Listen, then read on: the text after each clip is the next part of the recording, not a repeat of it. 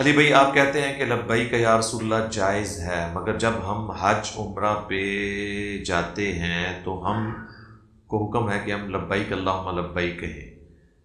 آپ وہ لبیک والا اگر میرا کلپ دیکھ لیتے تو آپ کے اس وسوسے کا جواب میں نے اس میں دیا تھا کہ لبیک کہتے ہیں حاضر ہونے کو۔ وہ تو آپ اگر کسی عرب ملک کے اندر اسٹوڈنٹس کی کالجز یا یونیورسٹی میں حاضری لگ رہی ہوگی نا تو ہم تو کہتے ہیں نا یس سر، پریزنٹ، یہ کہتے ہیں نا بچے۔ وہاں پہ پتہ کیا کہتے ہیں؟ لبیک۔ ہمارے بھی یہاں مدارس کے اندر آپ دیکھیں نا جب حاضری لگتی ہے نا تو نام لیتے ہیں، ہاں جی عثمان لبیک، مروان لبیک۔ مروان بھی پڑھ رہے ہوتے ہیں نا۔ اچھا، تو لبیک لفظ سے تو کوئی چڑ نہیں ہے، لبیک کا یا رسول اللہ سے بھی کوئی چڑ نہیں ہونی چاہیے۔ اس کو آپ لبیک اللہم لبیک کے ساتھ کیوں جوڑتے ہیں؟ اگر آپ اس طرح چیزوں کو جوڑنا شروع کریں گے تو آپ کے لیے تو معاملات خراب ہو جائیں گے، پھر تو آپ قرآن کو بھی چیلنج کرنا شروع کر دیں گے۔ قرآن میں سورہ التوبہ کے اینڈ پہ آتا ہے نبی صلی اللہ علیہ وآلہ وسلم کے لیے بالمؤمنین رؤوف الرحیم۔ نبی علیہ السلام مومنین کے لیے رؤوف بھی ہیں اور رحیم بھی ہیں۔ اب یہ رؤوف اور رحیم کس کے نام ہیں؟ اللہ کے، لیکن ہم اس میں ڈسٹنگوش کرتے ہیں کہ وہ الرؤوف الرحیم ہے، دی رؤوف دی رحیم۔ جیسے مدینہ تو سارے شہر ہیں، لیکن المدینہ وہ شہر ہے کہ جہاں ہمارے محبوب صلی اللہ علیہ وآلہ وسلم کی قبر مبارک ہے۔ مدینہ تو سارے ہیں، تو یہ خاص ہو گیا۔ اس طریقے سے نبی علیہ السلام کے کئی نام ہیں جو اللہ تعالیٰ کے لیے بھی وہ نام استعمال ہوتے ہیں، لیکن دی کے ساتھ اس کو چھوڑ دیں۔ ہمارے کی یہ ایسی چیزیں ہیں۔ سورہ دہر کے سٹارٹ میں اللہ تعالیٰ کیا فرما رہا ہے؟ انسانیت کے بارے میں بات ہو رہی ہے۔ نبی علیہ السلام کی تو خیر ہستی بہت بلند ہے۔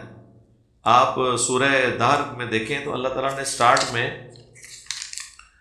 فرمایا اعوذ باللہ من الشیطان الرجیم هل اتى على الانسان حين من الدهر لم يكن شيئا مذکورا۔ کیا انسانیت پہ ایک بہت بڑا وقت ایسا نہیں گزرا کہ جب وہ کوئی قابل ذکر شے نہیں تھا؟ یعنی جنین تھا یا ایمبریو تھا۔ انا خلقنا الانسان من نطفۃ امشاج، بے شک ہم نے انسان کو نطفے سے پیدا کیا جو ملا جلا تھا، یعنی مرد اور عورت کی طرف سے، نبتلیہ تاکہ اسے آزمائے، فجعلناہ سمیعا بصیرا، ہم نے انسان کو سمیع بھی بنا دیا اور بصیر بھی۔ یہ سمیع اور بصیر کس کی کوالٹیز ہیں؟ اللہ کی۔ تو یہ تو اللہ ہر انسان کو کہہ رہا ہے سنتا اور دیکھتا، لیکن اللہ کے لیے ہم کہتے ہیں السمیع البصیر، کیونکہ اللہ کا دیکھنا، اللہ کا سننا ذاتی ہے اور ہمارا مستعار ہے، ادھار ہے اس کی طرف سے۔ تو نام تو ایک جیسے اس طرح ہو جاتے ہیں۔ اس طریقے سے لبیک یا رسول اللہ جب کوئی شخص کہتا ہے، اگر اس کے پیچھے حاضر و ناظر کا کوئی عقیدہ نہ ہو، نبی علیہ السلام کو مدد کے لیے پکارنے کا کوئی عقیدہ نہ ہو، صرف ایک محبت کا اظہار ہو، وہ تو آپ اب 14 اگست کل گزری ہے 2021، تو آپ سن رہے ہوں گے کہ وہ کئی ترانوں میں بھی کہہ رہے ہوتے ہیں اے قائد اعظم تیرا احسان ہی ہے احسان، تو یا قائد اعظم وہ کہہ رہے ہوتے ہیں اس میں، ٹھیک ہے۔ تو یہ نہیں ہوتا کہ ان کو کوئی مدد کے لیے پکار رہے ہوتے ہیں، وہ اپنی ایک محبت کا اظہار کر رہے ہوتے ہیں۔ اس طرح کا جو اظہار ہوتا ہے نا، محبت کے اظہار کے طور پہ، شاعری کے طور پہ، سلوگن کے طور پر، یہ لبیک یا رسول اللہ کا نعرہ بیسیکلی تو اس وقت نکلنا شروع ہوا جب یہ گستاخانہ خاکے اور کارٹون بنے۔ نکلا تو یہ کافروں کے خلاف تھا، لیکن فٹ مسلمانوں کو ہوا۔ اینڈ ہی ہوتا ہے ساڑھے نال کوئی بھی کام جو ہے نا شروع تو ہوتا ہے کافروں کے خلاف، تو کافروں تک تو ہم پہنچ نہیں سکتے۔ ہم کہتے ہیں ادھر جو مسلمان ہیں ان کو پہلے کافر بناتے ہیں، اس کے بعد ان کو مارتے ہیں اپنی تاکہ روح راضی کریں۔ کافر یہ مار رہے ہیں، باہروں کیوں امپورٹ کریں؟ ہم اپنے جو لوکل مسلمان ہیں ان کو لوکل کافر خود ادھر بنا کے ان کے پر فتویٰ لگا کے تو ان کے پر چڑھ دوڑے۔ یہی کچھ کیا نا ہم نے، اور پھر اس کا خمیازہ بھی بھگتنا پڑا۔ تو یہ نعرہ بالکل اس حوالے سے سلوگن کے طور پر گستاخانہ کارٹونز کے اگینسٹ کہ یا رسول اللہ ہم حاضر ہیں آپ کی ناموس کی حفاظت کے لیے، اس میں کوئی نبی علیہ السلام کو مدد کے لیے نہیں پکار رہے، نہ حضور کو کہہ رہے کہ ہم آپ کے سامنے حاضر ہیں، جس طرح ہم حج کے موقع پہ کہتے ہیں لبیک اللہم لبیک، وہ تو بالکل ڈیفرنٹ چیز ہے۔ اور میں نے اس اپنے کلپ میں بھی بتایا تھا کہ اگر وہ والا کسی کا عقیدہ ہے تو وہ لبیک یا رسول اللہ کہے بغیر بھی اس کا عقیدہ غلط ہو جائے گا. وہ چاہیے سلوگن بولے نہ بھی، تب بھی اگر کوئی اس قسم کا عقیدہ رکھتا ہے وہ تو اصل میں آپ عقیدے کو دیکھیں کیا ہے. باقی یہ الفاظ تو بخاری مسلم میں موجود ہیں، یہ ان الفاظ سے تو چڑ نہیں ہونی چاہیے. حضرت معاذ بن جبل کہتے ہیں کہ نبی علیہ السلام کے ساتھ میں سواری پر سوار تھا اور آپ کے اور میرے درمیان صرف ایک لکڑی کی پالان ہی تھی، یعنی آپ نے مجھے پیچھے بٹھایا ہوا تھا. تو آپ علیہ السلام نے کہا معاذ، تو میں نے کہا لبیک یا رسول اللہ. یہ آپ نے متوجہ کرنے کے لیے. پھر سواری تھوڑی آگے گئی، پھر کہا معاذ، کہا لبیک یا رسول اللہ. اور پھر آپ علیہ السلام نے فرمایا اے معاذ، جانتے ہو کہ اللہ کا اپنے بندوں پہ کیا حق ہے؟ تو انہوں نے کہا اللہ اور اس کا رسول بہتر جانتے ہیں صلی اللہ علیہ وآلہ وسلم. تو آپ نے فرمایا کہ اللہ کا اپنے بندوں پہ حق یہ ہے کہ وہ اس کے ساتھ کسی کو شریک نہ ٹھہرائیں اور صرف اسی کی عبادت کریں. اب یہ دو جملے اتنے بھاری ہیں. ایک تو ہے شرک نہیں کرنا، دوسرا عبادت بھی اس کی کرنی. عبادت کا مطلب فوراً ہمارے خیال میں آتا ہے شاید کہ ایک پگڑی سجا لیں گے اور ایک چوغا پہن لیں گے اور تسبیح ہاتھ میں پکڑ کے تو نماز پڑھیں گے. نہیں، وہ نماز ہے، عبادت نہیں ہے. عبادت ہے ٹوٹل اوبیڈینس، اس کا ایک جز نماز ہے. عبادت میں تو حقوق اللہ، حقوق العباد، ایون جانوروں کے حقوق، درختوں کے حقوق، یہ سب کی سب چیزیں شامل ہیں. عبادت ٹوٹل اوبیڈینس. عبادت کی ڈیفینیشن ہے ٹوٹل اوبیڈینس، کلی اطاعت محبت کے ساتھ، اسے کہتے ہیں عبادت. اور یہ نبی علیہ السلام کے لیے یہ لفظ عبادت کا نہیں استعمال ہوتا، وہ ہوتا ہے اتباع کا. اللہ کے لیے عبادت کا لفظ اور نبی علیہ السلام کے لیے اتباع. اتباع یہ ہے کہ ٹوٹل اوبیڈینس محبت کے ساتھ نبی. اللہ کے کیس میں ہم کہتے ہیں عبادت اور نبی کے کیس میں اتباع. قل ان کنتم تحبون اللہ فاتبعونی یحببکم اللہ. اے نبی تم فرماؤ کہ اگر تم دعوے دار ہو نا اللہ سے محبت کے تو پھر میری یعنی رسول اللہ کی اتباع کرو، پھر اللہ بھی تم سے محبت کرے گا اور تمہارے گناہوں کو بھی بخش دے گا. اللہم اجعلنا منہم، آمین. پھر تھوڑی سواری آگے گئی تو نبی علیہ السلام نے کہا کہ معاذ، کہا لبیک یا رسول اللہ، جانتے ہو کہ جو شخص یہ کر لے کہ صرف اللہ کی عبادت کرے، اس کے ساتھ کسی کو شریک نہ ٹھہرائے، پھر ایسے بندے کا اپنے اللہ پر کیا حق ہے، اپنے رب پہ کیا حق ہے؟ ان کا اللہ اور اس کا رسول بہتر جانتے ہیں عز وجل وصلی اللہ علیہ وآلہ وسلم. تو آپ نے فرمایا کہ پھر ایسے بندے کا اپنے رب پہ یہ حق ہے کہ وہ اسے عذاب نہ دے اور بخش دے. اللہم اجعلنا منہم، آمین. بندے کا بھی حق اللہ پہ ہو جاتا ہے. حالانکہ اللہ پہ کون حق جتا سکتا ہے؟ مالک ہی وہ ہے. لیکن یہ اللہ نے خود اپنے لیے مقرر کر لیا کہ میرے پہ وہ شخص حق رکھتا ہے جو میرے ساتھ شرک نہ کرے اور میری ٹوٹل اوبیڈینس کرے، پھر مجھ پہ حق ہے ایسے شخص کا کہ میں اسے عذاب نہ دوں اور بخش دوں. تو اس میں بھی لبیک یا رسول اللہ آیا، اور پھر آیا واللہ ورسولہ اعلم، اللہ اور اس کا رسول بہتر جانتے ہیں. اب یہ دونوں کوئی کہہ سکتا ہے کہ اللہ تو جانتا ہے، رسول کہاں سے جانتے ہیں؟ رسول اس طرح جانتے ہیں کہ دین کی تعلیمات میں ہم نے یہی کہنا ہے واللہ ورسولہ اعلم، اللہ اور اس کا رسول بہتر جانتے ہیں. حتیٰ کہ صحیح بخاری میں حدیث ہے واللہ یعطی وانا قاسم، اللہ عطا کرتا ہے، میں تو صرف تقسیم کرنے والا ہوں. لیکن یہ حدیث کا ایک ٹکڑا ہے.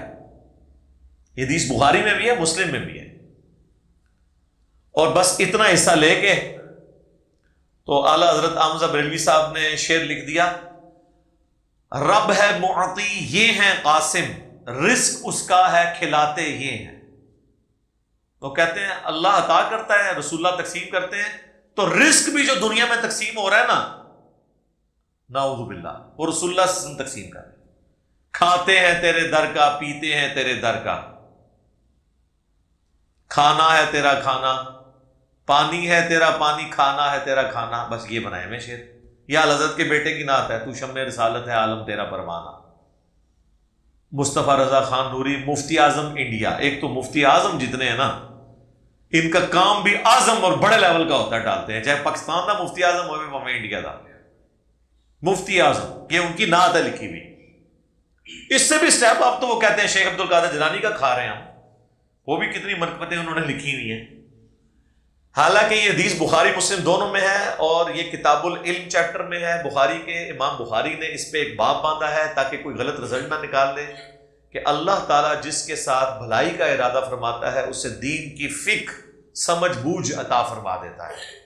دین کی فقہ انفی نہیں، دین کی سمجھ بوجھ، ٹرو انڈرسٹینڈنگ.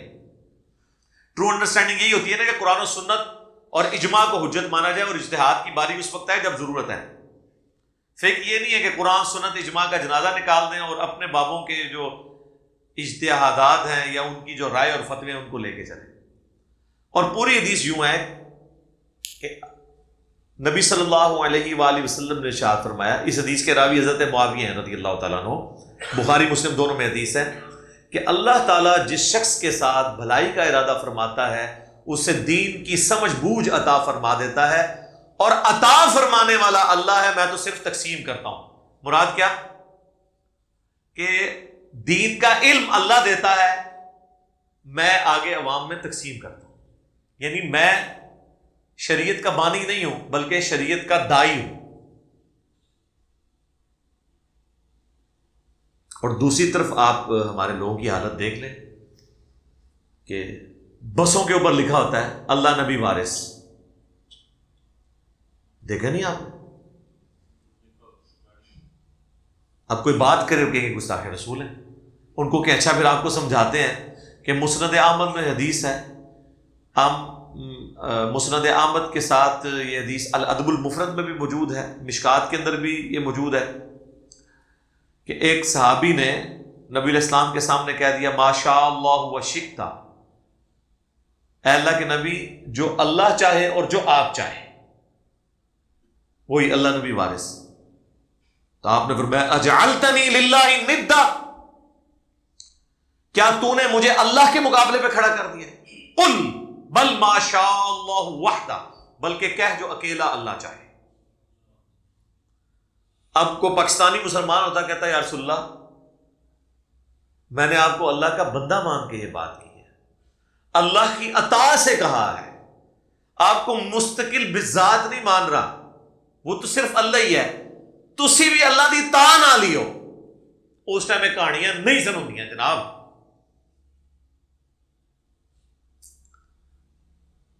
اس سے بھی بڑھ کر صحیح مسلم میں حدیث ہے کہ نبی علیہ السلام نے ایک خطیب کو، ایک آپ کا صحابی خطبہ دے رہا تھا، اس نے اس خطبے کے دوران کہا من یطع اللہ ورسولہ فقد رشد، جو اللہ اور اس کے رسول کی اطاعت کرے وہ کامیاب ہو گیا.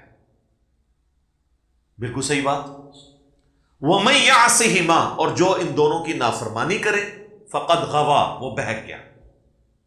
بالکل ٹھیک بات، کوئی آؤٹ آف کانٹیکسٹ نہیں ہے. لٹریچر میں اس جملے کے اندر کوئی خرابی موجود نہیں ہے، کیونکہ بار بار کسی چیز کو ذکر کرنے کی ضرورت ہی نہیں ہوتی. جب پہلے جملے میں کہہ دیا کہ جو اللہ اور اس کے رسول کی فرما برداری کرے، تابع فرمان ہو جائے، وہ کامیاب ہوا، اور جو ان دونوں کی نافرمانی کرے وہ ناکام ہوا. لیکن نبی علیہ السلام یہ جملہ سن کے غصے میں آئے. جلال میں آپ نے فرمایا بئس الخطیب وانت، کتنا برا خطیب ہے وہ تو، تجھے تو چاہیے تھا تو کہتا وَمَن يَعْصِ اللَّهَ وَرَسُولَهُ فَقَدْ غَوَىٰ، جو اللہ اور اس کے رسول کی نافرمانی کرے وہ گمراہ ہوا. تو نے یہ کیوں کہا کہ جو ان دونوں کی نافرمانی کرے؟ یہ ہے سینسٹیوٹی لیول امام الموحدین صلی اللہ علیہ وآلہ وسلم کا. صلاۃ بر محمد وآل محمد، اللہم صلی علی محمد وعلی آل محمد.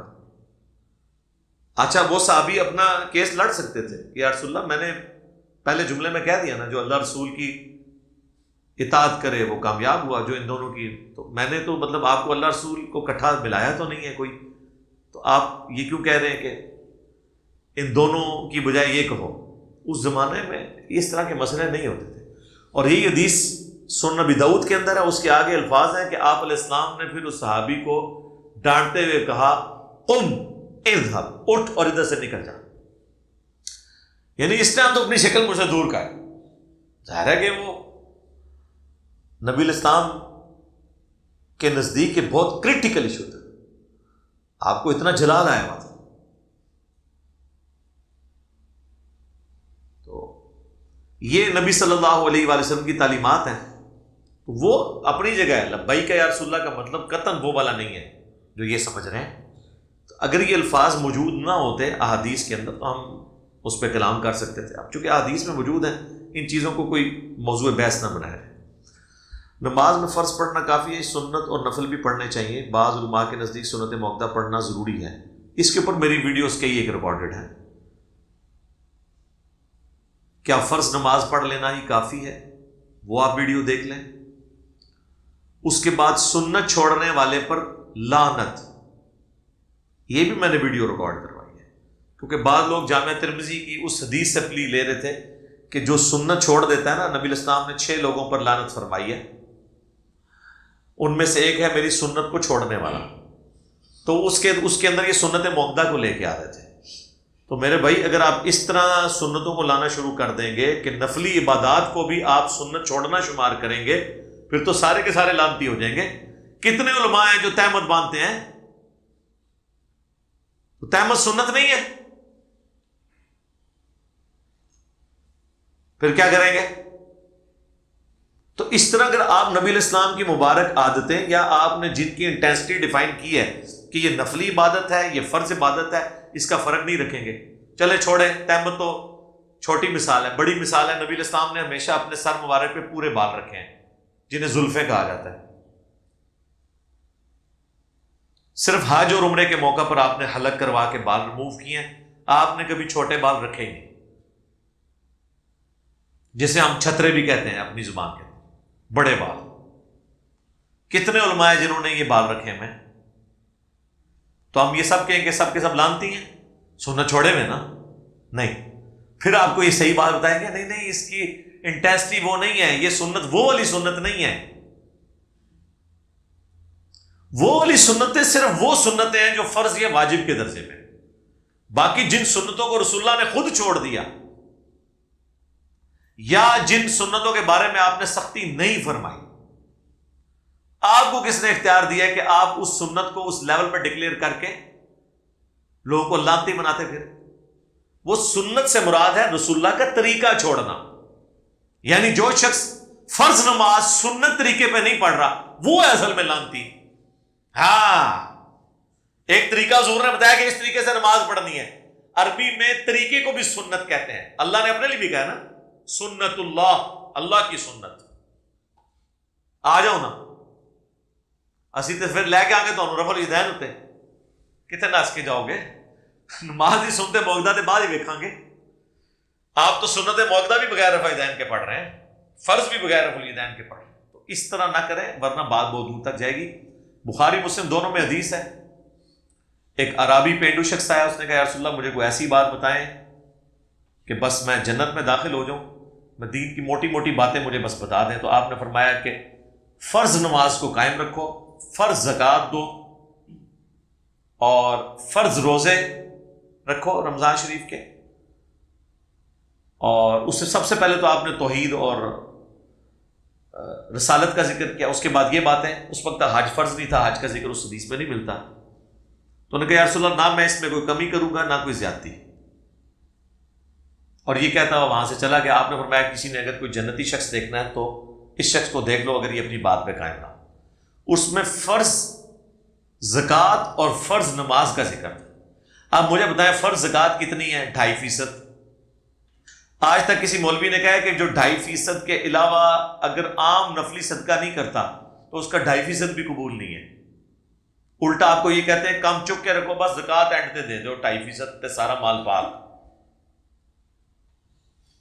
نماز کے لیے یوں کہتے ہیں کہ 17 رکعتوں کے علاوہ اگر آپ باقی نہیں پڑھیں گے تو وہ بھی نہیں قبول ہوں گی. بلکہ اس سے بڑی کہانی کراتے تھے، یہ کہتے تھے جو تراویح نہیں پڑھتا اس کے روزے نہیں ہیں. اب جب میں نے ان کو ننگا کیا کہتے ہیں ہم نے تو کبھی کہا ہی نہیں ہے. تو کون کہنا سی؟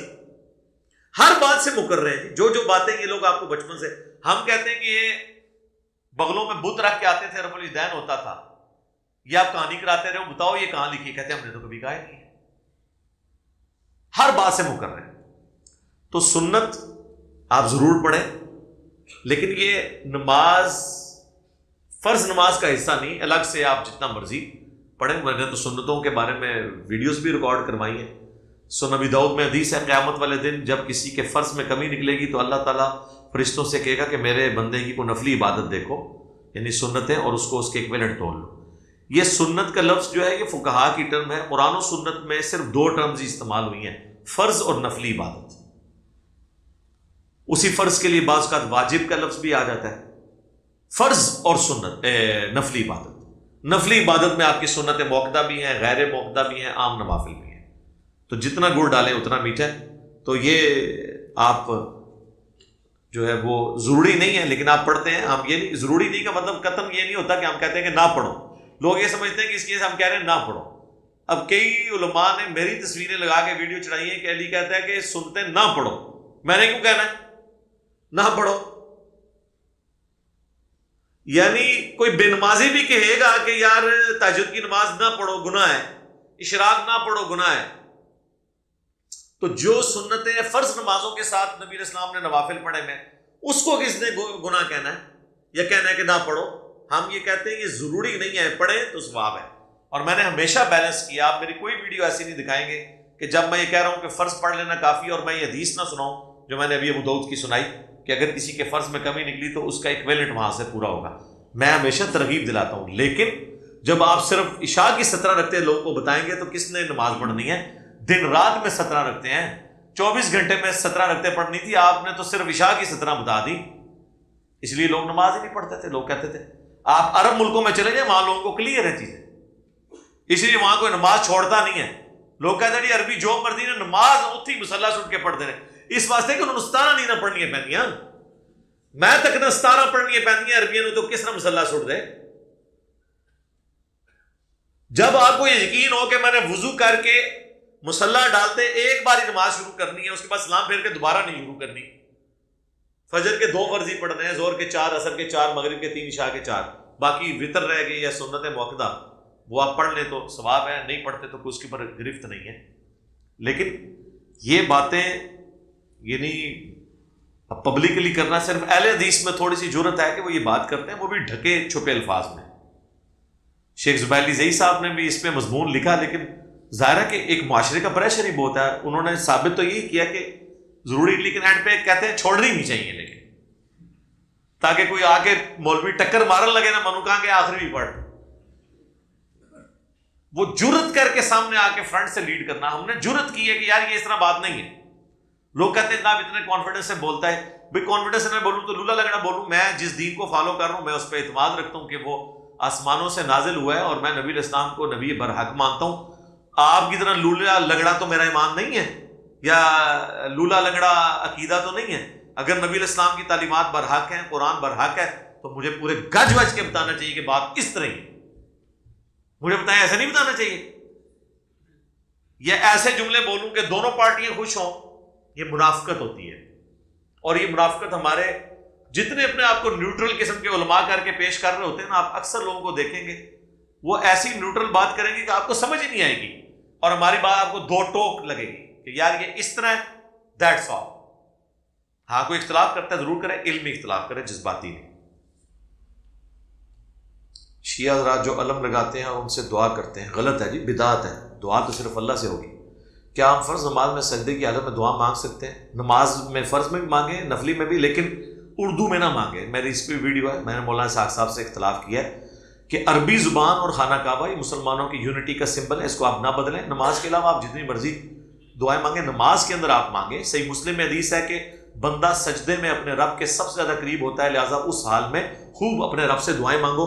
اور بخاری مسلم دونوں میں حدیث ہے، عائشہ کہتی ہیں سلام اللہ علیہا، نبی علیہ السلام اپنے سجدے اور رکوع میں دعا مانگا کرتے تھے، سبحانک اللہم ربنا وبحمدک اللہم اغفر لی۔ آپ کو جو نماز والا اینڈ پہ پمفلٹ ملے گا نا فری، اس میں حضور کی یہ تسبیحات بھی لکھی ہوئی ہیں۔ ایک تو وہ ہے نا سبحان ربی العظیم اور سبحان ربی الاعلیٰ، وہ صحیح مسلم میں اور جامعہ ترمذی میں ہے۔ ایک بخاری مسلم دونوں میں یہ تسبیحات بھی ہیں، سبحانک اللہم ربنا وبحمدک اللہم اغفر لی، اس میں اللہ کی تسبیح بھی ہے، حمد بھی ہے، اور اللہ سے دعا بھی ہے۔ تو سجدے میں مانگیں، کیوں نہ مانگیں، اور دعائیں بھی مانگیں۔ کیا کالا لباس پہننا دوزیوں کا لباس ہے؟ پہلے ہوتا تھا، اب تو نہیں رہا، اب تو سنت ہو چکا ہے۔ ہاں اچھا، آپ کو کتنے لوگ ملیں گے سفید لباس پہ زور دیں گے؟ ان کو کہ کیا نبی علیہ السلام پوری زندگی سفید لباس پہنتے تھے؟ نہیں۔ تو آپ کیوں سب کو سفید لباس پوری زندگی پر مانا چاہتے ہیں؟ نبی علیہ السلام نے تو سرخ کرتا بھی پہنا ہے، کالا کرتا بھی پہنا ہے۔ صحیح بخاری میں آتا ہے کہ صحیح مسلم میں اسماء بنت ابی بکر سلام اللہ علیہا، انہوں نے ایک کالا جبہ نکالا، کسروانی تیالسی، کسروانی تیالسی، کسرا کا بنا ہوا تیالسی جبہ، جیسے ہم کہتے ہیں سندھی اجرک، تو اب مجھے یہ نہیں بتانا پڑے گا سندھی سرخ اجرک، کیونکہ سندھی اجرک سرخی ہوتی ہے۔ تو کسروانی تیالسی کالا جبہ ہوتا تھا، اور انہوں نے اس جبے کو کہا کہ یہ سیدہ عائشہ کے پاس تھا، اس کے بعد میرے پاس آ گیا، میری بہن تھی وہ، نبی علیہ السلام اسے پہنتے تھے، اس پہ گوٹ بھی لگی ہوئی تھی، اور دامن پہ بھی، اور اس جگہ پہ بھی، گریبان کے اوپر بھی نبی علیہ السلام اسے پہنتے تھے، اور ہم اس کا دھون مریضوں کو شفا کے لیے پلاتے ہیں۔ یہ صحیح تبرکات نبی علیہ السلام کے۔ تو وہ کالا جبہ نبی علیہ السلام نے پہنا، تو کالا لباس دوستیوں والا کہاں سے ہو گیا؟ کالی چادر تو آپ نے نعتیں بھی سنی ہے، کالی کملی والے۔ صحیح مسلم میں حدیث ہے، اما عائشہ کہتی ہیں سلام اللہ علیہا کہ نبی علیہ السلام ایک دن اس حال میں اپنے گھر سے نکلے کہ آپ نے کالی چادر اپنے اوپر اوڑھی ہوئی تھی، اتنے میں حسن ابن علی آئے، تو نبی علیہ السلام نے انہیں اس چادر کے نیچے لیا، پھر حسین ابن علی آئے، پھر سیدہ فاطمہ، سیدنا علی، ان چاروں کو نبی صلی اللہ علیہ وآلہ وسلم نے اپنے ساتھ ایک چادر میں لیا، اور یہ منظر کون دیکھ رہا ہے؟ سیدہ عائشہ، لیکن وہ دیکھ رہی ہیں، چادر کے نیچے نہیں ہے وہ۔ اور پھر حضور نے کہا اللہم ہؤلاء اہل بیتی، اے اللہ یہ میرے اہل بیت ہیں۔ پھر نبی علیہ السلام نے وہ آیت پڑھی، آیت نمبر 33۔ آپ دیکھیں کہ یہ اسپیسیفکلی یہ آیت مبارکہ تو امہات المومنین کے لیے تھی، امہات المومنین بھی جو ہے وہ اہل بیت میں، لیکن نبی علیہ السلام نے ایکسٹینشن کے طور پر سورۃ الاحزاب کی آیت نمبر 33 میں نبی علیہ السلام نے اپنے قریبی رشتہ داروں کو بھی شامل کیا۔ انما یرید اللہ لیذھب عنکم الرجس اہل البیت ویطہرکم تطہیرا، اے نبی کے گھر والو، اللہ تعالیٰ تو چاہتا ہے تم سے ہر طرح کی ناپاکی دور کر دے اور تمہیں خوب پاک صاف کر دے۔ تو نبی علیہ السلام نے اس وقت یہ آیت تلاوت کی، تو اس وقت آپ نے کون سی چادر اوڑھی ہوئی تھی؟ کالی۔ تو کالا لباس، ویسے تو آپ کو بتا رہے ہیں کہ نبی علیہ السلام نے کہا جب خراسان سے کالے جھنڈے آتے ہوئے دیکھو تو اس کا استقبال کرنا، اس میں امام مہدی ہوں گے۔ سنن ابن ماجہ میں، مسند احمد میں یہ حدیث ہے، روایت کمزور ہے، اس کی صحیح سند جو ہے وہ المستدرک للحاکم اور دلائل النبوہ میں صوبان جو نبی علیہ السلام کی آزاد کردہ غلام ہے، ان سے موقوفاً روایت ہے کہ انہوں نے یہ بات کی تھی کہ امام مہدی کے جو جھنڈے ہیں وہ کالے ہوں گے، یہ بالکل صحیح سند سے ہے۔ تو نبی علیہ السلام کا تو جھنڈا، امام مہدی کا جھنڈا بھی کالا، آپ علیہ السلام کی چادر بھی کالی، اور کالی پگڑی کا ذکر تو صحیح مسلم میں موجود ہے۔ نبی علیہ السلام فتح مکہ کے موقع پر جب کعبے میں داخل ہوئے تو کالی پگڑی آپ نے پہنی ہوئی تھی۔ تو کالا لباس جو ہے وہ دوستیوں والا کہاں سے ہو گیا؟ جب نبی علیہ السلام کا کرتا کالا، آپ کی پگڑی کالی، آپ کا جھنڈا کالا، آپ کی چادر کالی، اور غلاف کعبہ کالا، دوستیوں والا لباس ہے۔ خدا نہ یار، کہانیاں کرانیاں بند کرو۔ شرک کی تمام اقسام تفصیل سے بتا لیں، آپ تفصیل سے دعا صرف اللہ ہی سے میرا ریسرچ پیپر پڑھ لیں اور لیکچر بھی دیکھ لیں، اور پچھلے دنوں جو ویڈیو ریکارڈ ہوئی ہے توحید سے متعلق 10 دھوکے، وہ آپ ویڈیو دیکھ لیں، اس میں نے ساری باتیں بتائی ہیں۔ مین چیز تو ایک ہی ہے، ایاک نعبد و ایاک نستعین، عبادت اللہ کی کرنی ہے، اور عبادت کی ساری شکلیں اللہ کے لیے خاص ہیں، سجدہ، رکوع، نماز، نظر، نیاز، قربانی، وَإِيَّاكَ نَسْتَعِينُ، اور دعا اللہ سے مانگنی۔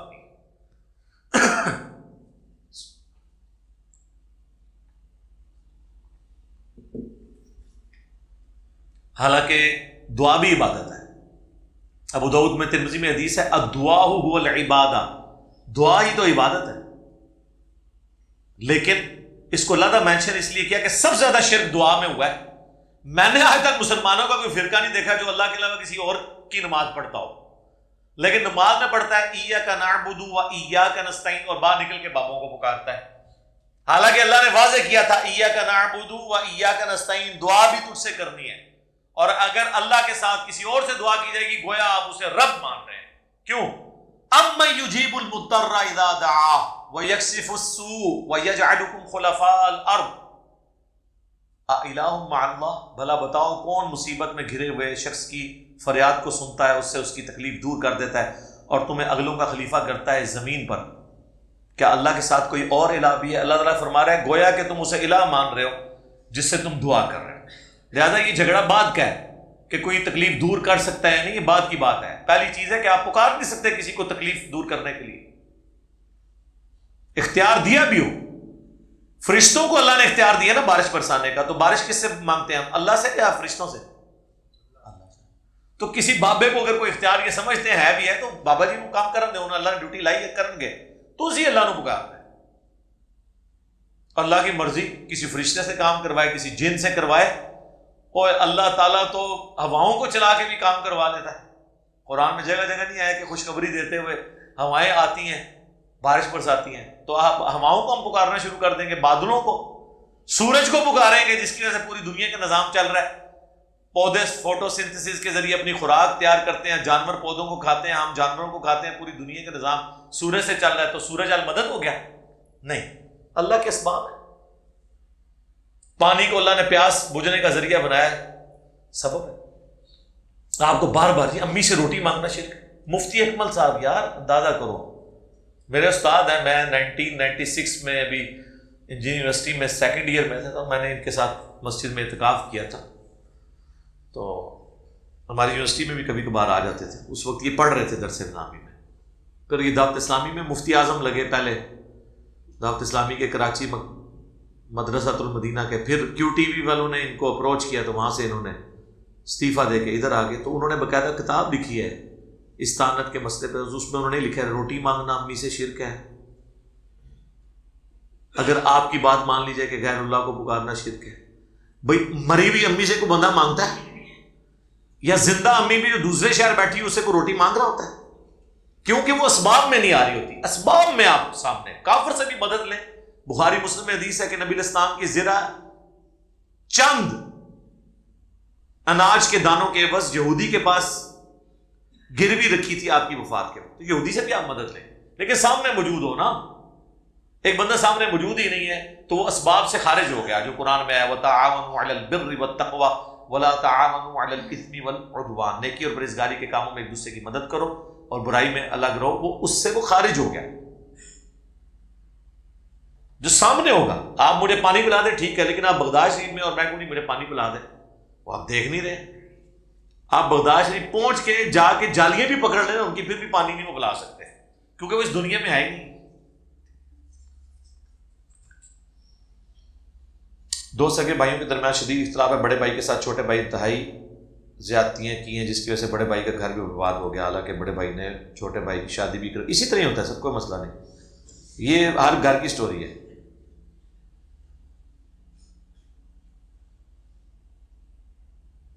تو کہہ رہے ہیں اس کے گیس کو بدلہ اتارنے کے لیے دشمنی کر سکتا ہے. دشمنی نہ کرے، کچھ بھی نہیں نکلنا، دنیا بھی برباد ہوگی، آخرت بھی. صبر کریں، اللہ سے اجر پائیں، معاملے کو ویل لیفٹ کریں. آپ دیکھیں میرے خلاف لوگ کتنی باتیں کرتے ہیں، میرے پہ جھوٹ باندھتے ہیں، لیکن میں بالکل ویل لیفٹ کرتا ہوں. کیونکہ آپ ایک بڑی کاز کے لیے جب کام کر رہے ہوتے ہیں نا، پھر آپ ان چیزوں میں نہیں پڑتے. اور جب کوئی آپ کو ذاتی طور پہ بھی اس طرح کا نقصان، آپ قانونی اپنی چارہ جوئی جو کرنی ہے وہ کریں، لیکن دشمنی والا نہ کریں. اکثر لوگ غصے میں آ کے کسی کو مار دیتے ہیں پھر جیل بھگت رہے ہوتے ہیں. یہاں پہ بھی آپ دیکھ لیں، لوگ وقتی طور پہ تو وہ اپنے ماں باپ سے محبت نبھا رہے ہوتے ہیں لیکن جیل میں سڑ رہے ہوتے ہیں. کوئی عشق رسول نبھا رہا ہوتا ہے پھر بعد میں جیل میں سڑ رہا ہوتا ہے. اب وہ کدھر گئے وکیل جو وہ اس بچے وہ جس کی زندگی انہوں نے برباد کی، خالد کی، اس کو کس نے پٹی پڑھائی تھی کہ وہ کورٹ میں جا کے ایک بندے کو خود ایکسٹرا جوڈیشل کلنگ کر دے؟ اس وقت آپ نے دیکھا وکیل اس کے ہاتھ چوم رہے تھے. غازی خالد کہہ رہے تھے. غازی خالد صاحب جیل میں ہیں، زندگی ان کی برباد ہو گئی. وہ وکیل کدھر ہیں جو چوم رہے تھے؟ ان کے ہونٹ کٹنے چاہیے نا، آپ کراؤ نا بچہ ضمانت. اور وہ مولوی جس نے وہ سیکورٹی گارڈ کو یہ پٹی پڑھائی تھی کہ جو سنت نہ پڑھے وہ گستاخ رسول ہوتا ہے، اور عمران بھائی کو شہید کیا، میرے اسٹوڈنٹ تھے وہ کسی سے فالتو بات نہیں کرتے تھے. اب اس کو سزائے موت ہو گئی ہے نا، تو کدھر ہے وہ؟ جائے نا، بچائے نا اس کو، یہاں پہ چڑھا دیتے ہیں. تو اس طرح پوری زندگی لوگوں کی برباد ہو جاتی ہے. خدا کے لیے قانون ہاتھ میں نہ لیں، صبر کریں اور اجر اللہ کے حضور پکا. اگر آخرت پہ یقین ہے تو دنیا میں صبر و استقامت کے ساتھ زندگی گزاریں. ایک بندہ اپنی بیوی کو طلاق دے سکتا ہے اور کورٹ میں بیوی جہیز کا کیس بھی کرتی ہے، اور 6 ماہ گزرنے میں طلاق دیتے ہوئے اس بعد دوبارہ وہ بندہ بیوی کے گھر آتا ہے. اس بندے کے لیے شرعی حکم کیا ہے؟ اگر 3 طلاقیں ہو چکی ہیں تو پھر تو وہ آپس میں میاں بیوی اپنا تعلق قائم نہیں رکھ سکتے. اگر 1 طلاق ہوئی ہے اور اس کو 3 طہر گزر گئے، یعنی آلموسٹ 3 مہینے، تو پھر نئے نکاح کے ساتھ اس بیوی کے پاس آ سکتا ہے اگر 1 یا 2 طلاق ہوئی ہیں. اگر 3 ہو چکی ہیں تو وہ گھر آنے کا اس کو تو کی نہیں بنتا. مرنے کے بعد روح واپس، عذاب قبر کی تفسیر مسئلہ نمبر 117A اور B سن لیں ڈیٹیل کے ساتھ. روح واپس اس طرح نہیں آتی ہے جس طرح یہ والی روح ہے. اس روح کا لوٹنا برزخی ہوتا ہے. وہ تو سورہ الزمر میں بھی آیا کہ جب رات کو تم سوتے ہو اللہ تعالیٰ تمہاری روح قبض کر لیتا ہے، جس کو موت دینی ہوتی ہے اپنے پاس روک لیتا ہوں، باقیوں کی واپس بھیج دیتا ہوں. تو روح تو روزانہ قبض ہو رہی ہوتی ہے، لیکن اس روح اور جسم کا ایک رشتہ ہے جو باقی رہتا ہے سانس کی شکل میں. مرنے کے بعد بھی جو رشتہ ہے نا وہ ایک ڈفرنٹ ہے، وہ یہ سانس والا بھی نہیں ہے، وہ آخرت کی زندگی کے ساتھ. لہٰذا جو قرآن میں ہے نا 2 موتیں اور 2 زندگیاں، اس کے خلاف نہیں عقیدہ، ورنہ تو قرآن خود ہی اس کے خلاف پھر کیا عقیدہ دے رہا ہے. تو یہ جس طرح کے دھوکے دیتے ہیں، میں نے اس کا جواب بھی دیا. اگر والد اولاد کو سود کی کمائی کھلا رہا ہو تو کیا کرے؟ اولاد اپنے بالغ ہونے کا انتظار کرے، فوراً اپنا کوئی معاملات روزی روٹی کا سیدھا کرے، اس کے بعد انڈیپینڈنٹ ہو جائے. اس سے پہلے جو کچھ ہے وہ بال باپ پہ ہوگا، اولاد پہ نہیں ہوگا. حضرت علی نے حضرت عثمان کے قاتلین کا بدلہ کیوں نہیں لیا جبکہ ان کی حکومت قائم ہو چکی تھی؟ کیا حضرت معاویہ نے قاتلین عثمان کا بدلہ لیا ہے؟ حضرت معاویہ نے بھی کوئی نہیں لیا. حضرت علی رضی اللہ تعالیٰ عنہ کا معاملہ یہ تھا کہ ایک ٹریٹی کے تحت باغیوں نے اپنے جو ہے وہ ہتھیار ڈالے تھے اور کوئی اسپیسیفائی نہیں تھا کہ کون بندہ قاتل ہے. دوسرا، حضرت علی کے دور خلافت میں حضرت عثمان شہید نہیں ہوئے، حضرت عثمان اپنے دور خلافت میں خود شہید ہوئے ہیں. یزید کے کیس میں تو یزید کی دور ملوکیت میں حضرت حسین شہید ہوئے ہیں. ان دونوں باتوں کو کمپیئر کرنا غلط ہے اگر کسی کے دماغ میں ہے، کیونکہ دور حکومت تو یزید کا تھا. حضرت علی کے دور خلافت میں حضرت عثمان شہید نہیں ہوئے، پہلے ہوئے ہیں، اور وہ ظاہر ہے کہ ایک پورا تھا. آپ شہادت عثمان کی اصلی اسباب پڑھ لیں، اس میں مولانا اسحاق صاحب نے بڑی تفصیلی گفتگو کی ہے. میں یہاں پہ اسکپ کرتا ہوں ورنہ پورا ٹائم اس کے اوپر لگ جائے گا. آپ کا اہل حدیث کے بارے میں موقف کیا ہے؟ وہ شان معاویہ بیان کرتے ہیں. اہل حدیث کے ایک عالم نام لکھا ہے، ضرورت نہیں اس کو مشہور کرنے کی. ان سے سوال کرنے پر انہوں نے ایسی کوئی بات نہیں کی. ایک قاری صاحب کا لکھا ہے، میرا سب کے بارے میں ایک ہی موقف ہے جی، قرآن و سنت جو بتاتا ہے وہ لے لے، اور جو قرآن و سنت سے ہٹ کے بات کرتا ہے اسے چھوڑیں نا، اسے لے کے رکھیں، بس اس کی قرآن و سنت والی بات لے لیں، باقی باتیں چھوڑ دیں. چھوڑنا کسی کو نہیں ہے، مولویوں کو نہیں چھوڑنا. ان کا نا مسئلہ تو اڈے کو پوچھنا ہے، لیکن قرآن و حدیث کو پوچھنا ہے. امام حسن اور امام حسین کی آل اولاد کتنی ہے؟ واقع کربلا میں کتنے شہید ہوئے؟ 72 کے قریب شہید ہوئے. کیا امام حسن کی اولاد نے غم حسین کیا ہے؟ غم حسین یہ والا جو یہ کر رہے ہیں نا، جھولے ماتم اور کوئلوں پر ماتم اور گھوڑے کے نیچے سے گزرنا، یہ سب بدعات ہیں، دین میں خود سے چیزیں داخل کی ہیں. اس پہ میری ویڈیو ریکارڈ ہے. غدیر قوم کی حدیث کے مطابق جس کا مولا میں اس کا مولا علی بھی ہے، تو پھر حضرت علی کو مولا علی کہتے ہیں، لیکن محمد کو مولا کیوں نہیں کہتے؟ آپ نہیں کہتے ہوں گے، ہم تو کہتے ہیں. ہم تو کہتے ہیں اللہم صلی علی سیدنا و مولانا محمد. بالکل کہا جاتا ہے. کس نے آپ کو نہیں کہا جاتا؟ ٹھیک ہے، مولانا کہا جاتا ہے. اس پہ میری ویڈیو بھی دیکھ لیں. آپ مجھے بتائیں، نبی علیہ السلام صدیق نہیں ہے کیا؟ صادق اور امین ہے نا. تو ہم نبی علیہ السلام کے نام کے ساتھ کبھی بولتے ہیں صدیق؟ ابو بکر کو صدیق کہہ رہے ہوتے ہیں. تو ابو بکر کو صدیق کہتے وقت آپ کے دماغ میں شیطان یہ وسوسہ کیوں نہیں ڈالتا کہ محمد صدیق نہیں ہے؟ صرف اس لیے کہ حضرت علی کی کوئی بات ہضم نہیں ہوتی. اگر کوئی فاروق ہے حق اور باطل میں تمیز کرنے والا تو وہ نبی علیہ السلام ہے. صحیح بخاری میں حدیث ہے، محمد فرق بین الناس، محمد لوگوں میں حق اور باطل میں فرق ہے. تو رسول اللہ کو تو کبھی کسی نے محمد فاروق نہیں کہا. حضرت عمر کو ہی فاروق کہا جاتا ہے. تو سرکار مولا علی نے مولا ہضم کر لو. انہوں نے بھی ہضم کر لیا جڑے کہتے ہیں اللہ تعالیٰ کو مولا ہی نہیں ہے، وہ بھی مولا علی کہتے ہیں، مولا علی. ٹھیک ہے، ہمارے علاقے میں کوئی فوتگی ہوتی ہے تو مغرب کی نماز کے بعد قبر کے 2 نفل پڑھائے جاتے ہیں. بدعت ہے جی.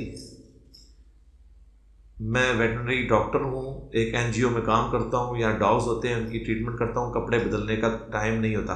تو کتے کی صرف تھوک ناپاک ہے.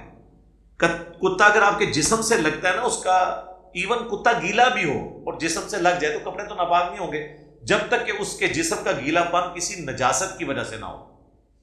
کتے کا صرف تھوک ناپاک ہے. اس لیے بخاری مسلم میں ہے کتا جس منہ میں برتن میں منہ مارے اس کو 7 دفعہ دھو, باقی کتا جسم سے ٹچ کر جائے. اور یہ بھی صرف میں کتے کی بات کر رہا ہوں. جو پالتو جانور ہے ان کا تو تھوک بھی پاک ہے. ایون بلی حلال جانور نہیں ہے لیکن بلی کا تھوک پاک ہے. گدھا حلال نہیں ہے لیکن اس کا تھوک پاک ہے کیونکہ پالتو جانور ہے. گھوڑا ویسے ہی حلال ہے, اس کا تھوک بھی حلال ہے. گائے, بھینس, بکری, بھیڑ, ان سب کے تھوک بھی پاک ہیں. اور پیشاب بھی ان حلال جانوروں کے ناپاک نہیں ہے. میں پاک نہیں کہوں گا ورنہ کہو کہ جی ایلو پیو. ناپاک اس لیے نہیں رکھے اللہ نے کہ دنیا کی گزر بسر ہی اس پہ ہو رہی تھی. آج بھی میجارٹی لوگ اسی سے گزر بسر کر رہے ہیں. عرب کے لوگ یہ کر سکتے تھے, پورا دن بےچارے وہ بکریوں کی اور ان کی باڑوں کی خدمت کرتے تھے. اس کو چھوڑ دے. نبی اسلام نے فرمایا کہ صحیح بخاری میں, مسلم میں, نسائی میں حدیثیں موجود ہیں, نبی علیہ السلام نے فرمایا کہ تم بکریوں کے باڑے میں نماز بھی پڑھ لو تو ادھر کیا ان کی وہ مینگنیاں نہیں ہوں گی جہاں بکریاں آپ نے باندھی نہیں ہیں. تو وہ اللہ تعالیٰ نے ایک مسلمانوں کو چھوٹ دی ہے.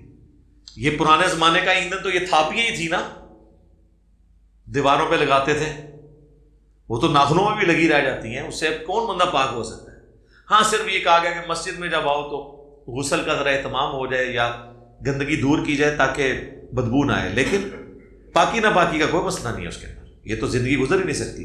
تو کتے کا بھی صرف تھوک ناپاک ہے. اگر تھوک آپ کو نہیں لگ رہا کوئی ایشو نہیں ہے. باقی اگر تھوک بھی لگنے کا اندیشہ ہے تو آپ ایک جوڑا اپنا لاتا رکھ لیں اور نمازوں کو آپ جمع کر لیں. زور آخری وقت میں پڑھ لیں, اثر اول وقت میں پڑھ لیں. تو زور اثر کی نماز ہی آپ کی آئے گی. صرف مغرب عشاء کو بھی آپ اکٹھا پڑھ سکتے ہیں, کوئی اتنا بڑا مسئلہ نہیں ہے. بریلوی اپنے عقیدے میں جب نبی علیہ السلام کو عالم الغیب, مددگار, حاضر و ناظر سب کچھ مانتے ہیں تو ان کا عقیدہ یہ کیسے اجازت دیتا ہے کہ معراج کے واقعے میں شیخ عبدالقادر جیلانی کو نبی علیہ السلام کا مددگار کہیں. اور فراڈ ہے نا جی, سب کچھ فراڈ پہ چل رہا ہے. عبدالقادر جیلانی کہاں سے مددگار ہے؟ عبدالقادر جیلانی کی تو کتاب پہ گورنمنٹ نے پابندی لگا دی ہے, غنیت و طالبین پہ. آپ کو پتہ ہے اس گورنمنٹ نے پابندی لگا دی ہے, شیخ عبدالقادر جیلانی کتاب اب نہیں چھپے گی. مددگار کہاں سے ہوئے؟ امام حسن ان کی اولاد کو کیسے شہید کیا گیا, مہربانی فرما کر وضاحت کر دیں. دیکھیں جی کچھ تو کربلا میں شہید ہوئے اور بعد میں بھی اوور آل شہید ہوتے ہیں. اب کیا میں آپ کیوں زخم تازہ کرنا چاہتے ہیں؟ میں یورپ ملک میں کورئر کی جانب جاب کرتا ہوں. بعض دفعہ الکوہل یا شرابی پارسل میں آ جاتی. دیکھیں اوور آل تو آپ کا یہ کام درست ہے, لیکن بیچ میں کہیں کورئر میں یہ چیز آ جائے تو یہ اس کے ساتھ جڑی ہوئی چیز ہے نا, تو اس طرح اس میں تھوڑی بہت گنجائش نکل آتی ہے. جب آپ پیورلی اگر کام ہی شراب کا کریں گے وہ تو حرام ہوگا, لیکن بیچ میں چیز جڑی ہوئی ہے تو آپ بہتر ہے کوئی اور جاب تلاش کریں. باقی جب اس طرح کی چیزیں جڑی ہوئی ہوں پھر اوور آل حکم حرام کا نہیں لگتا, بلکہ وہ جاب فی نفس ہی حلال ہوگی. صرف اس کا وہ پورشن ایک غلط ہے نا, اس لیے اس معاملے میں ٹالرنس موجود ہے. سر نئی کتاب ہے, یہ ادھوری کہانی ہے, یہ آپ نے ابھی تک اس کا تعارف نہیں کروایا. میں نے ابھی تک تو وہ خود پڑھی نہیں ہے تو تعارف کیا کرواؤں. رفع دین والی حدیث عبداللہ مسعود کو البانی کس بیس پہ صحیح کہتے ہیں؟ البانی صاحب سفیان ثوری کی تدلیس سے صرف نظر کرتے ہیں, اس لیے وہ اس حدیث کو صحیح سمجھتے ہیں, لیکن البانی صاحب نماز کا طریقہ رفع الیدین کے بغیر والے کو درست نہیں سمجھتے, کیونکہ انہوں نے صفت الصلاۃ علیحدہ سے نماز لکھی ہے, کہ کتاب لکھی ہے نماز کی, وہ اردو میں بھی ٹرانسلیٹ ہو چکی ہے, اس میں انہوں نے نماز کا طریقہ بخاری مسلم والا لکھا ہے. لہٰذا البانی صاحب کا اس پہ حکم لگانا درست نہیں ہے. صحت کا امت کی اکثریت سے صحیح مانتی ہے, سفیان ثوری کی تدلیس ہے. علی بھائی سے گزارش ہے مسئلہ 70 بھی ایک بار پھر ایچ ڈی کیمرے میں ریکارڈ کریں. ایچ ڈی کیمرے میں اب کوئی ریکارڈ کرانے کی ضرورت ہی نہیں رہی. اس کی وجہ یہ ہے کہ ایچ ڈی کیمرے میں نماز کا پریکٹیکل ریکارڈ ہو چکا ہے, جس میں سینکڑوں حدیث سائڈ پہ ڈسپلے ہوئی ہوئی ہیں ان کے نمبر. باقی اس کے بعد جو اس کے کریٹیکل پوائنٹس ہیں جتنے ہو چکے ہیں, اب دوبارہ سے ریکارڈنگ بڑا مشکل کام ہے. امام حسن کا قاتل کون ہے؟ قاتل کا تو نہیں پتا, لیکن بینیفیشری تو بنو امیہ ہے. باقی آپ میری ویڈیو دیکھ لیں حسن کا قاتل کون. قرآن مجید پر اعراب کس نے لگائے, اس کے بارے میں مختلف اقوال ہیں. سیدنا علی کے بارے میں آتا ہے, انہوں نے ابو الاسود الدولی جو چیف جسٹس تھے کوفہ کے حضرت علی کے دور خلافت میں، ان کی ڈیوٹی لگائی تھی، وہ حضرت علی کے شاگرد بھی تھے. بعض لوگ حجاج بن یوسف کے بارے میں بھی کہتے ہیں. تو اس سے کوئی فرق نہیں پڑتا جس نے بھی لگائے ہوں. اعراب قرآن کا حصہ نہیں ہے. اعراب، یہ لفظ اعراب ہے زیر کے ساتھ. اعراب کہتے ہیں بدوؤں کو، زبر کے ساتھ. قالت الاعراب آمنا. اعراب وہ ہیں، اور یہ جو زیر زبر پیش اصل میں تو اس کی لفظ ہے حرکت. یہ حرکات جو ہے نا یہ بعد میں لگی ہیں ہم اجمیوں کے لیے قرآن پڑھنے کے لیے، عربیوں کو اس کی ضرورت نہیں ہے. امام حسن کا جنازہ کس نے پڑھایا تھا؟ مروان نے پڑھایا تھا. وہ حکومت وقت میں تھا، ظاہر ہے وہ اس کا اختلاف نہیں کیا جاتا تھا پھر اس حوالے سے. اس وقت پھر آپ کو پتہ ہے انہوں نے اختلاف بھی کھڑا کر دیا تھا. اگر حضرت محمد صلی اللہ علیہ وسلم کی 4 بیٹی ہیں تو باقیوں کی اولادیں کہاں ہیں؟ باقیوں کی اولادیں کہاں ہیں؟ حضرت علی کی تو حضرت علی کے اپنی اور بیویوں سے جو اولادیں ہیں وہ بھی یہ اوان ہے، وہ کہتے ہیں حضرت علی کی اولاد میں سے ہیں. تو باقی بیٹیوں کی اولادیں جو ہیں وہ تو چلی کوئی نہیں ہے جی. صرف فاطمہ سے آپ کی نسل چلی ہے نا، ان کی اولاد تو آگے چلی نا، فوت ہوگی بچپن میں. کیا ایک مذہبی جماعت اپنے کارکن کی ازواجی معاملے کو سدھارنے کی بجائے خرابی کا باعث بن جائے، وہ عملاً تباہ ہو جائے؟ یہ جنرل بات ہے نا، کیڑا کام پایا نے تھوڑا نا دسو نا. لیکن تمام جہاز اس معاملے کو انفرادی قرار دے کر جان چھڑائے. کیا اب اس متاثرہ شخص کو یہ حق حاصل ہے کہ اس دینی جماعت کو مجموعی طور پر یہودیوں سے بدتر ہونے کا؟ یہ جس کا سوال ہے نا وہ جنرل سوال ہے، اسپیسیفکلی بتائیں اس کے ساتھ کیا کام ڈالا ہے. یا کسی کا سوال ہے بیٹھ کے وہ بتائے کہ یہ کس کا سوال ہے، بیٹھ کے کھڑا تو ہونا ہی نہیں، کھڑا ہونا منع ہے.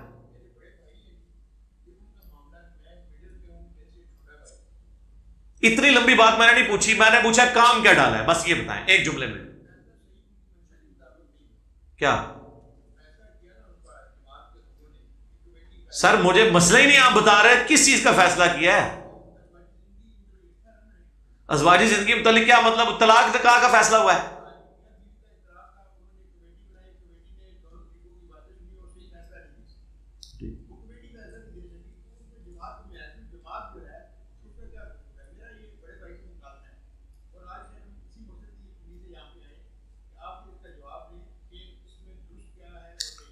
اگر کوئی انڈیویجول یا کوئی جماعت برا کام کرتی ہے تو وہ پوری جماعت کی ڈاکٹرن تو وہ نہیں ہوتی ہے. ہاں بس ٹھیک ہے، وہ جو انڈیویجول کر رہے ہیں آپ کو اگر پتا چلا ہے کہ انہوں نے ظلم کیا تو چھوڑیں نا ان کو، ان کے اپنے حال پہ چھوڑ دیں. آپ جا کے کورٹ میں جی ٹھیک ٹھیک ہے.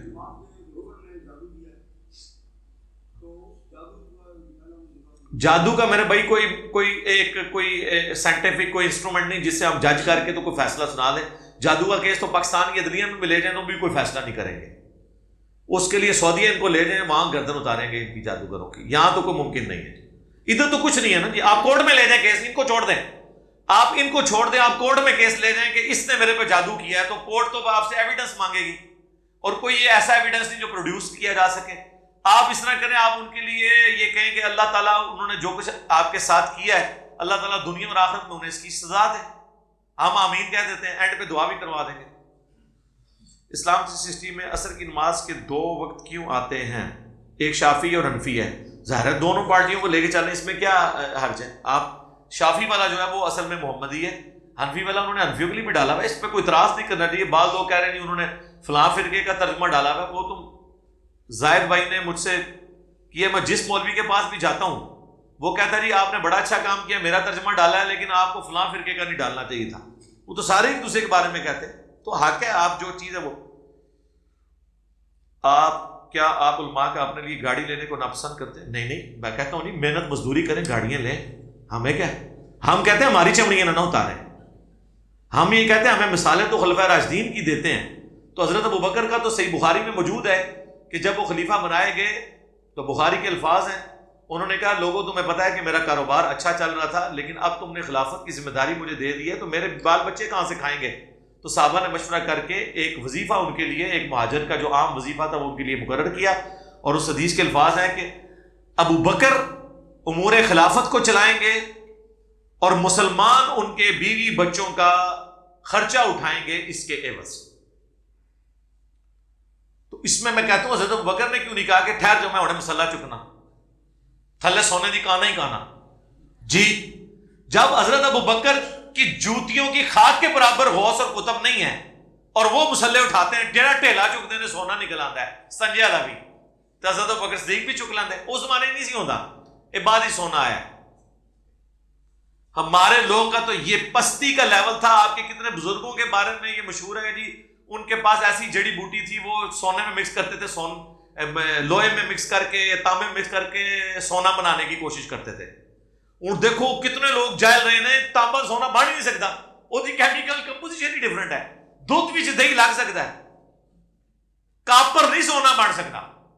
تو جتنے لوگ اتنی محنت کرتے رہے اور اس تو وڈے ہو جڑے مٹی نو اشارہ کر کے سونا بناتے رہے, کچھ بھی نہیں بنتا جناب. ان کے دماغ کے اوپر انہوں نے جادو کیا ہوا تھا, جس طرح اینا تے ہویا جادو, دماغ نے جادو کیتے ہوئے. ایسی ایکچولی کچھ نہیں سی ہوتا, اسٹیٹ آف مائنڈ تھی ان کی. تو گاڑی ہم کہتے ہیں لیں, محنت مزدوری کریں. ہم تو اردو پوائنٹ والوں سے, جیو سے, ARY والوں سے باقاعدہ رابطہ کر کے میں انشاءاللہ پروگرام چلوا دوں گا ان کا کہ سر یہ ہیں وہ عالم دین جنہوں نے اتنا عرصہ مزدوری کر کے یہ گاڑی جو ہے اپنے حق لال کی کمائی سے لی ہے. لے آؤ نا بندہ, تنخواہ 10,000 تے گڈی تلے. کس امام مسجد کی تنخواہ لاکھوں میں بتائیں مجھے؟ ڈکلیئر تنخواہ امام مسجد کی ہمارے جہلم شہر میں 5 سے 8,000 ہے, اسلام آباد میں 10 سے 15,000 ہے, خطیب کی زیادہ سے زیادہ 30-35,000 ہے. 30-35,000 میں گاڑی کا پٹرول, گاڑی خریدنا, یہ کہاں سے افورڈیبل ہے؟ مجھے کوئی گاڑی سے غرض نہیں, کرو دو جو مرضی کرو تسی. کیا دروازے کی چگاٹ کے نیچے نماز پڑھی جا سکتی ہے؟ نبی اسلام نے چگاٹ میں بیٹھنے سے منع فرمایا. کدھر نبی اسلام نے منع فرمایا چگاٹ میں بیٹھنے سے؟ سنی سنائی بات ہے, راستے میں بیٹھنے سے منع کیا. اگر کوئی دروازہ مسجد کا دروازہ ہے اور لوگ وہاں سے باہر نکلے اور آپ وہاں جا کے نماز نیت کر رہے ہیں تو آپ کا تو اکرام مسلم ہونا چاہیے نا. پھر کیا مسجد میں فوتگی کا اعلان کیا جا سکتا ہے یا کوئی اور اعلان؟ ہاں جی کر سکتے ہیں. صحیح مسلم میں صرف ہے گمشدگی کا اعلان نہیں کر سکتے, اور حضور نے فرمایا کہ اگر کوئی اس طرح اعلان کرے تو کہو کہ تمہیں وہ چیز نہ ملے. کیا عورت ننگے سر قرآن ہاتھ میں پکڑ سکتی ہے؟ جی پڑھ بھی سکتی ہے اور پکڑ بھی سکتی ہے. صرف صحیح حدیث ہے سنن نبی داؤد میں کہ عورت جب بالغہ ہو تو ننگے سر اس کی نماز قبول نہیں ہوتی. بس ننگے سر وہ نماز نہیں پڑھ سکتی. کیا مقتدیوں کا سترہ امام ہوتا ہے اور امام کے آگے سترہ رکھ دیا جائے تو کیا آدمی نمازیوں کے آگے سے گزر سکتا ہے؟ بالکل, میری اس پہ ویڈیو ریکارڈ ہے. اگر امام کے آگے سترہ موجود ہے نا تو پھر آگے اس سے گزرا جا سکتا ہے. جس طرح صحیح بخاری مسلم موجود ہے, نبی اسلام جب عید کے موقع پر عیدگاہ میں نماز کے لیے جاتے تھے تو ایک صحابی آگے وہ نیزہ لے کے چلتے تھے, وہ آگے گھاڑا جاتا تھا, حضور اس کا سترہ بنا کے نماز پڑھتے تھے, اور صحابہ کہتے ہیں سامنے سے قافلے بھی گزرتے رہتے تھے, کسی کی نماز نہیں ٹوٹتی. ایک امام کا سترہ مقتدی کے لیے کافی ہو جائے گا. اس پہ سترہ بھی میری ویڈیو ریکارڈ ہے. ری بھائی ابو لولو فیروز کے بارے میں بتائیں کہ مسلمان تھا یا مجوسی تھا؟ صحیح بخاری میں تو یہی ہے کہ جی مجوسی تھا. خدا غفور رحیم ہے, تو ہم اس کا یہ مطلب نکال سکتے ہیں کہ ہم نمازی پڑھنے, حج کرنے اور نفلی عبادت کے اعتبار سے گناہ بھی معاف کروا سکتے ہیں جو ہم نے اس کے بندوں پہ کیے. بالکل غلط مطلب ہے, یہ تو کوئی بھی نہیں لیتا. حقوق العباد کا معاملہ الگ ہے, حقوق اللہ کا الگ ہے. دونوں کی معافی نہیں ہوگی جب تک اللہ سے معافی نہیں مانگیں گے. اور حقوق العباد میں جو جس پہ ظلم کیا ہے وہ آپ اس کی کمپنسیشن نہیں کرتے. یہ نہیں ہے کہ کسی کا 2 لاکھ روپے کھایا تو 10 سال کے لیے 2 نفل تہجد کے پڑھے تو 2 لاکھ معاف ہو جائے گا. 1 روپیہ بھی معاف نہیں ہوگا. حقوق العباد کا تو معاملہ بہت سینسٹیو ہے. صحیح مسلم میں حدیث ہے قیامت والے دن ایک شخص آئے گا جو ڈھیروں ڈھیر پہاڑوں کے برابر نیکیاں لے کے آئے گا, جس میں نماز, روزہ, حج, زکوٰۃ, صدقات, حضور نے ایک ایک نیکی گنوائی. لیکن اس حال میں آیا کہ کسی کو تھپڑ مارا, کسی کو ڈانٹا, کسی کا دل دکھایا, کسی کو ذہنی اذیت دی, تو وہ ایک ایک کر کے اللہ سے شکایت کریں گے. اور اللہ تعالیٰ کہے گا آج کی تو کرنسی جو ہے وہ نیکیاں ہیں, لہٰذا تم اس کی نیکیاں لیتے جاؤ.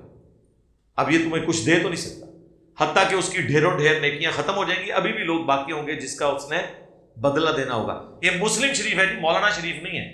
تو نبی الاسلام فرماتے ہیں کہ پھر اللہ تعالیٰ کہے گا کہ اب یہ نیکیاں تو نہیں دے سکتا, تمہارے گناہ اس کے نامہ مال میں ڈالے جائیں گے, تو وہ چلا جائے گا جہنم میں. تو حقوق العباد کا معاملہ بڑا سینسٹیو ہے. ایک بھائی کا لکھا ہوا ہے کہ جی ان کا ایک انٹرویو کسی چینل پہ چڑھا ہے, اس کا جواب کیا دیں میرے بھائی؟ جھوٹے بندے کا کیا جواب دیں آپ لوگوں کے سامنے؟ کوئی ضرورت نہیں کسی کا جواب دینے کی. ہزاروں لوگ آئیں گے. ہم نے ان کے بڑے بڑے علماء کی کتابوں سے جو انہوں نے خود لکھی تھی پروف کے ساتھ بتایا. ایک تو ہے نا میں کسی بندے کے بارے میں کلیم کر دوں, مثلا یہ جس کا آپ لکھے ہیں وہ کہہ رہے ہیں جی ہمیں جی اکیڈمی سے نکال دیا، ہمارے اکیڈمی کے اندر پیچھے بیٹھے ہیں، کھلو جی جناب صاحب یہ بیٹھے تسی کڑے نہیں سانو. اب بات ہے کہ اس جھوٹ کا تو مجھے جواب دینے کی ضرورت ہی نہیں. اب کوئی شخص یہ تو کہہ رہے مجھے اسے گھر دسو کتنے ہے جڑا کہتا کڑے ہے، تو میں بدبسی کو خدا کے لیے یار بات ہے کہ ان باتوں کا جواب نہیں، یہ ایک پرسنل اعتراضات جھوٹے ہوتے ہیں لوگوں پہ، ان کا جواب نہیں دینا. اصل اعتراض یہ کہ آپ علمی اعتراض کریں کہ جی فلاں جگہ آپ نے اپنے ریسرچ پیپر میں لکھا یا اس ویڈیو میں کانٹیکسٹ کے ساتھ یہ بات تھی، جس طرح ہم نے تقی عثمانی صاحب کی، احمد بریلوی صاحب کی، اشرف تھانوی صاحب کی بڑی بڑی غلطیاں ان کی کتابوں میں، اور کتاب بڑا جرم ہوتا ہے. دیکھیں زبانی کلامی میں بعض اوقات انسان جذباتی ہو کے کوئی جملہ بول سکتا ہے یا وہ سمجھاتے ہوئے کوئی لوز ٹاک کر سکتا ہے، لیکن جب انسان لکھ رہا ہوتا ہے نا اس میں لوز ٹاک نہیں ہوتی، کیونکہ وہ بار بار پروف ریڈنگ کرواتا ہے. آپ میرے ریسرچ پیپر پڑھیں تو آپ کو کوئی ایسی بات نظر نہیں آئے گی، کیونکہ وہ 5 بندوں نے پروف ریڈنگ کی ہوتی ہے اس کی. 10 دفعہ اگر کسی صحابی کا نام ہے تو 10 دفعہ رضی اللہ عنہ لکھا ہوگا، خواہ وہ حضرت معاویہ کا نام ہی کیوں نہ ہو. 100 دفعہ نبی اسلام کا نام ہے، ہر دفعہ صلی اللہ علیہ وآلہ وسلم لکھا ہوگا، کیونکہ وہ تو ہم نے کاپی پیسٹ ہی کرنا ہے نا. لکھنے میں غلطی کے چانس کم ہوتے ہیں، بولنے میں زیادہ ہوتے ہیں. تو ہم تو ان کی کتابوں سے ان کے بلنڈر دکھا رہے ہیں. اس کا جواب آج تک کسی عالم نے دیا آ کے سوائے گالیاں نکالنے کے؟ تو ہم کسی کے جواب دینے کے کہاں سے پابند ہیں؟ ہاں ہم نے جو ہمارے پہ اعتراض کر رہا ہے ہماری ویڈیوز دیکھیں، اسی میں اس کے جواب موجود ہوتے ہیں. ضرورت ہی نہیں کسی کو مشہوری دینے کی. حدیث کی کتابوں میں سے فوقیت کسے حاصل ہے؟ بخاری مسلم کو. جی حجت اللہ البالغہ میں شاہ ولی اللہ دہلوی نے لکھا ہے کہ بخاری و مسلم کی صحت پر کہ اس کی تمام متصل الاسناد مرفوع حدیث قطعی الصحت ہے، اہل سنت کا اجماع ہے، اور ان کی مخالفت کرنے والا جو ہے وہ سنیت سے خارج ہے، وہ گمراہی کے اوپر ہے. بخاری اور مسلم. یہی بات اشرف تھانوی صاحب نے بھی لکھی، یہی بات احمد بریلوی صاحب نے بھی لکھی، اور یہی بات الیاس قادری صاحب کئی بار ٹی وی میں کہہ چکے ہیں کہ قرآن کے بعد سب سے افضل کتاب صحیح بخاری میں لکھا ہے. بس وہی بات لکھی ہے جو آپ بیان کر رہے ہیں، اور کچھ نہیں لکھا ہوا ہے. بخاری میں یہ نہیں لکھا کہ نبی علیہ السلام رفع الیدین کرتے تھے. بخاری میں یہ نہیں لکھا ہوا کہ نبی علیہ السلام اذان کے جو کلمات ہیں وہ دوہرے اور اقامت کے اکیلے تعلیم کرتے تھے. یہ بخاری میں نہیں لکھا ہوا.